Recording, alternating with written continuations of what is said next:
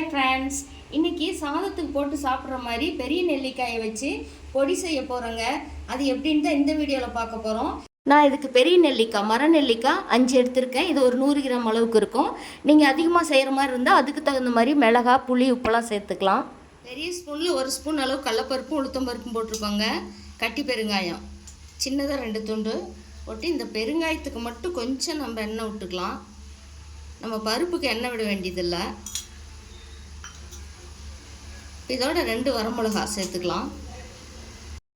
இந்த பெருங்காயம் கொஞ்சம் பொரிஞ்சு வர்றதுக்காக தான் இந்த எண்ணெய்.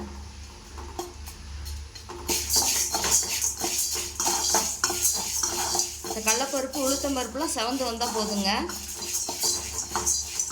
அடுப்பை சன்னமாக வச்சுருக்கேன்.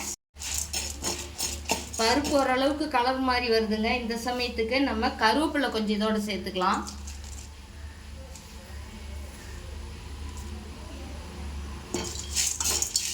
இந்த கருவேப்பிலையில் நம்ம கொஞ்சம் கிறிஸ்பியாக வரணும். அப்போ தான் பவுடர் அரைக்கிறதுக்கு நமக்கு நல்லா வசதியாக வரும். கொஞ்ச நேரம் வறுத்துக்கலாம்.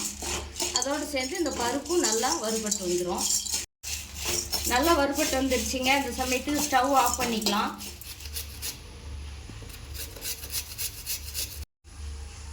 இந்த பருப்புலாம் நல்லா ஆறிடுச்சிங்க. இந்த கருவேப்பிலை நமக்கு நல்லா கிறிஸ்பியாக அந்த மாதிரி உடையணும். இப்போ இதை வேறு பாத்திரத்துக்கு மாற்றிக்கலாம்.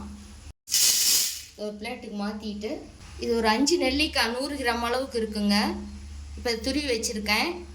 இதே வடசட்டியில் சேர்த்துக்கலாம். இது எதுவும் எண்ணெய்லாம் சேர்த்த வேண்டாம்.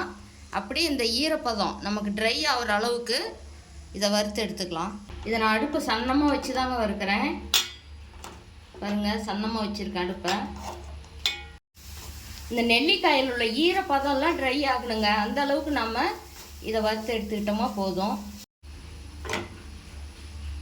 இப்போ நல்லா வறுத்தாச்சுங்க. இது நம்ம கையில் எடுத்தோமா நம்ம கையில் ஒட்டாமல் வரணும். ஈரப்பதம் நம்ம கையில் ஒட்டக்கூடாது. அந்த அளவுக்கு இருந்தால் ஓகே.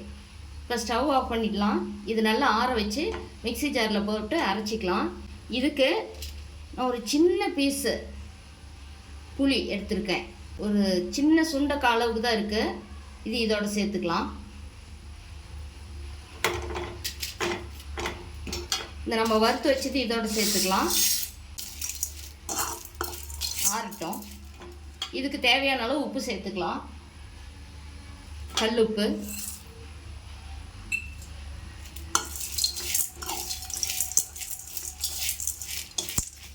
இது ஆறுனோட்டி மிக்ஸி ஜாரில் சேர்த்து அரைச்சிக்கலாம். நெல்லிக்காய் பொடி ரெடி ஆகிடுச்சிங்க. அரைச்சி எடுத்தாச்சு.